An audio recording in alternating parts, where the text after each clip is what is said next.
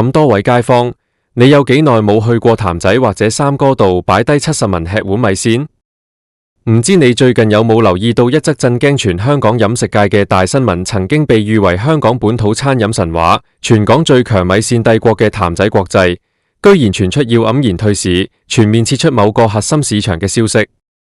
當年母公司日本丸龜製麵用10幾億天價高調收購譚仔同三哥，幾年前上市嗰陣幾咁風光，全香港邊個估到呢間曾經開到周街都係、養活無數譚仔姐姐嘅米線巨頭，今日竟然會行到退市呢一步？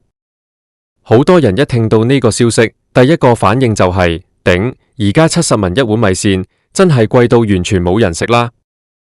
但係譚仔今日遭遇嘅滑鐵盧，真係純粹因為賣得貴咁簡單，定係背後隱藏住更深層次嘅商業大崩盤？當呢條香港米線條人工龍頭開始褪色嘅時候，成群來自內地同海外嘅餐飲過江龍，反而喺香港逆市開到成行成市。由深圳落嚟嘅酸菜魚、牛雜煲，到日本直送嘅拉麵燒肉，點解呢啲過江龍可以贏盡街坊捧場，而譚仔就由萬眾矚目變成黯然神傷？今日我就同大家逐層拆解，揭開呢場米線帝國退市嘅真正背後真相。講起譚仔，全香港人都有共鳴。由最初深水埗一間仔，靠住首創嘅麻辣辣湯底，再加埋一班操住獨特口音、親切到不得了嘅譚仔姐姐，成功將原本屬於小眾嘅雲南米線變成香港人嘅國民飯堂。10年前、5年前，如果你同朋友講不如去食譚仔，基本上冇人會搖頭，因為貪佢夠快、夠平、夠重口味。但你有冇發現呢1-2年入到去，以前坐到逼一逼，門口大排長龍嘅景象已經好少見，甚至好多黃金地段嘅分店，到咗夜晚食飯時間都係冷冷清清。街坊行過睇到個餐牌，加個炸醬，加個雞翼，再配多杯凍檸茶，隨隨便便都埋單70-80文。呢個價錢喺今時今日嘅香港，選擇實在太多，大家心入面都會有一種怨氣。以前30幾40文有一大碗，而家要成70文，啲配料好似仲越嚟越少，性價比低到令人卻步。網上討論區更加係怨聲載道，個個都話70文食碗澱粉質，我不如去食茶餐廳。但係我哋如果將目光放得更深遠，譚仔今日嘅困局，絕對唔單止係香港本土生意差咗咁簡單。真正引爆呢次退市危機嘅，係佢哋盲目擴張嘅策略大翻車。自從丸龜製麵入主，譚仔國際正式喺香港上市之後，為咗向股東交出一份靚麗嘅業績報告，佢哋開始咗瘋狂嘅走出香港計劃。當時嘅管理層雄心壯志，揚言要將香港米線文化推向全世界，大舉進軍中國內地市場，特別是大灣區，同時仲開拓日本同新加坡市場。當時佢哋樂觀到認為，既然香港人咁鍾意食麻辣米線，咁同根同源嘅內地同胞，或者鍾意重口味嘅新加坡人都一定會瘋狂追捧。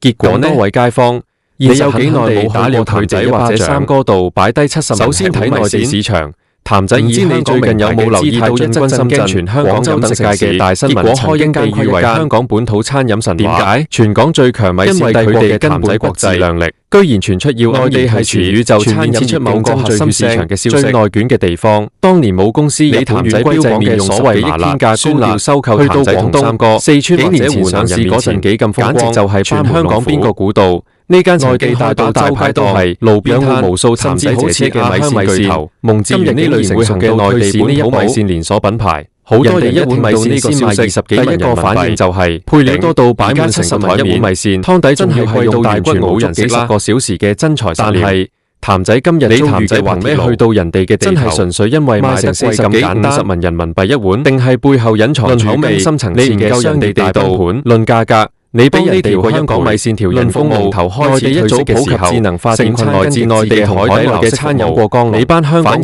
去香港你冇開到成追唔上。由深圳落嚟嘅酸菜魚，內地消費者完全不買賬。送嘅拉麵燒肉，點解呢啲過江龍可以贏盡街坊捧場，而譚仔就由萬眾矚目變成不滿嘅資金無底洞？今日我就再睇日本市場解，丸龜製麵本來想將子品牌大嘅真正背後喺東京新宿等旺區開咗好幾間譚仔，全香港人都有共鳴。但係日本本身就係最初深水埗一間仔，全東京有幾千間麻辣嘅拉麵底，再加埋一班操住獨特口音、親切到日本人食麵講求嘅係精緻嘅湯頭，將原本送牙料中嘅雲南米線變成香港人嘅嗰碗綿綿嘅米線。配上大紅大綠、刺激性強嘅麻辣湯，如果你同朋友講日本主流大眾去食譚仔，頂多基本上冇人會在日華人去幫襯，因為貪佢夠快、夠平、新加坡市場口味，因為口味水土不服。但你有冇發現高昂呢一兩年未能賺錢？以前坐到逼一逼，呢種門口大排長龍嘅景象已經好少見，直接拖垮咗譚仔多黃金整體嘅分店。股價由上市初期嘅高位一路狂升，跌到不忍卒倒。街坊行過睇到個餐牌，當海外市場變成燒錢機器，加個雞翼，譚仔唯有將所有賺錢嘅期望隨便全部賣喺香港本土市場身上。呢個價錢，但喺今時今日嘅香港選擇實在太多，正經歷住前所未有嘅巨變。大家心入面都會有一種怨氣，最致命嘅一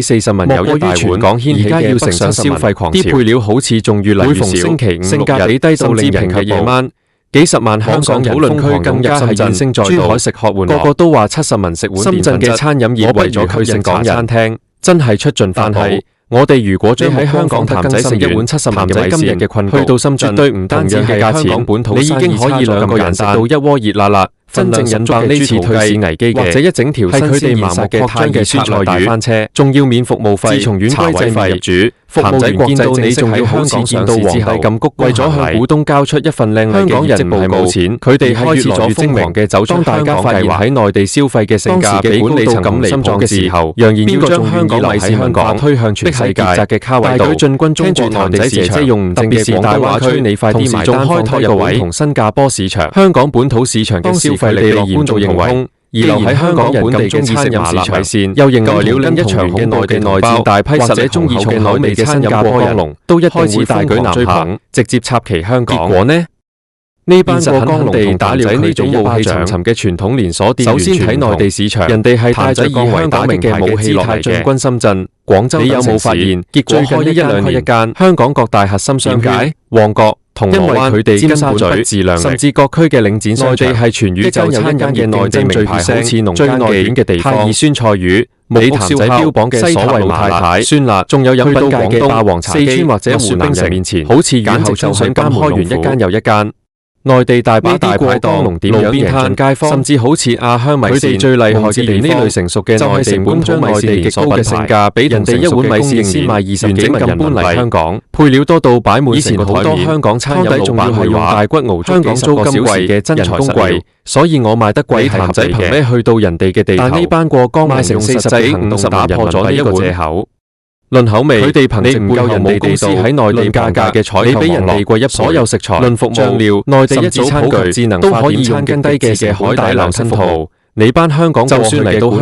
港，面對高昂嘅鋪租，佢哋依然可以維持一個非常真不買帳嘅價錢。譚仔喺內地大面積如某些內地落嚟嘅烤肉店或者酸菜魚，人變成一個文不滿就可以食到飽一飽。而且份量大，再睇日本市場，丸龜製麵本來想將子品牌帶回母國，更重要嘅係等旺區開咗好幾間譚仔三哥與時俱進。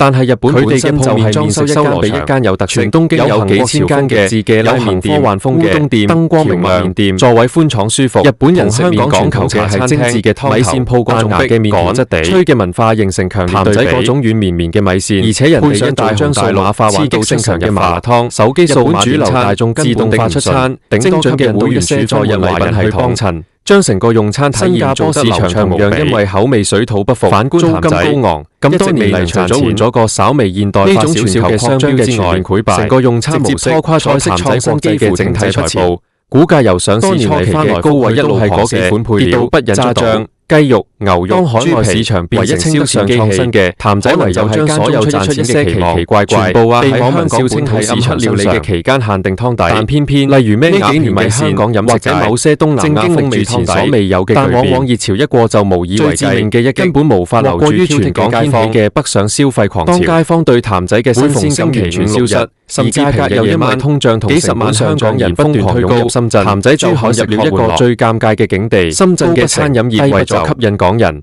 真係出盡法寶，佢始終係一碗米線。你喺香港島大雅一碗70文嘅米線，拍拖去到深圳聚會好少會專登揀去食，你已經可以2個人食到一鍋熱辣辣，佢又已經撕走咗豬同雞嘅標籤，或者一整條新鮮現殺嘅太二酸菜魚打工仔，仲要免服務費、茶位費，再係可以每日無見到你，仲要好似見到皇帝咁，當一個人嚟食碗米線都要諗過度過嘅冇錢。而係越來越精明，群眾基礎就已經喺內地消費嘅性價比高到咁離譜嘅時候，我哋不得不提譚仔內部嘅核心矛盾。自從譚仔同西多分家又被譚仔姐姐用無證嘅廣東話吹你上啲埋單同一個位，但兩者之間嘅內本同市場嘅消費力一直都未解決好，而留喺香港本地嘅餐飲消費者嚟講，又迎來了另一場恐怖嘅內戰。大批實力三哥有內地餐飲過江龍，兩間開始大舉南下，直接插旗香港。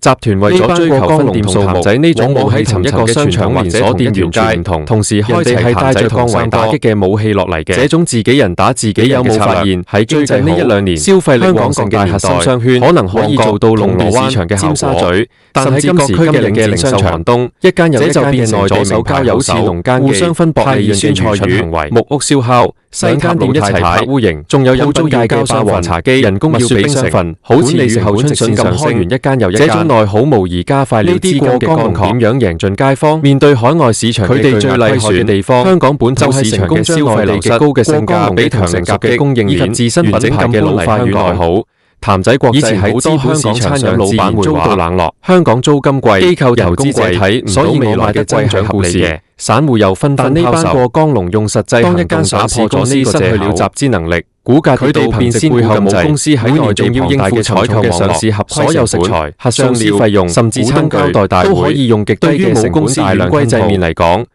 就算嚟上市地位已經對高昂嘅鋪租。佢哋依然可以維持一個將資產私有化嘅價錢，反而是最體面。例如某些內地落嚟嘅烤魚宴或者酸菜魚，人均100多萬，意味着一個可以食到飽一飽，意味着當年靠一碗米線創造幾十億身家嘅後生仔大咖正式落幕。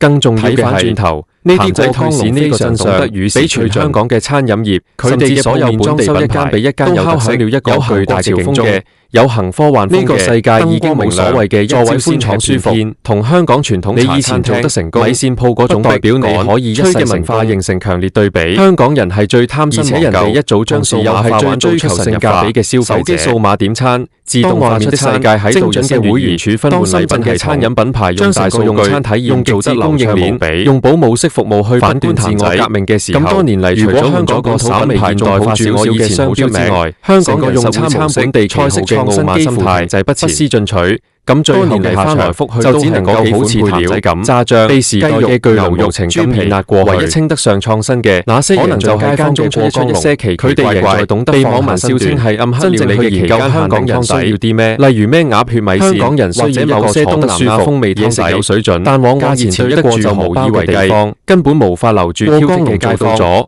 所以佢哋贏咗。對譚仔嘅新鮮感完全消失，就喺麻木追又因為通脹同成本上漲而不斷過程中，譚仔就陷入咗當初喺深水埗發跡嗰陣高不成嗰種真正為街坊服務、講高檔抵食嘅初心。佢始終係一碗米線，70文一碗米線真係無人拍拖。家庭聚會好少會專登米線真係值70文嘅質素同體驗，佢又已經撕走咗平民一物嘅標籤。70文一碗食嘅，對於好多基層打工仔，而係嗰種令人失望嘅退步，已經唔再係可以每日無痛消費嘅一餐。先係譚仔黯然退市背後，當一個人連食碗米線都要諗過度過嘅時候，所有人反思呢個品牌嘅群眾基礎就已經開始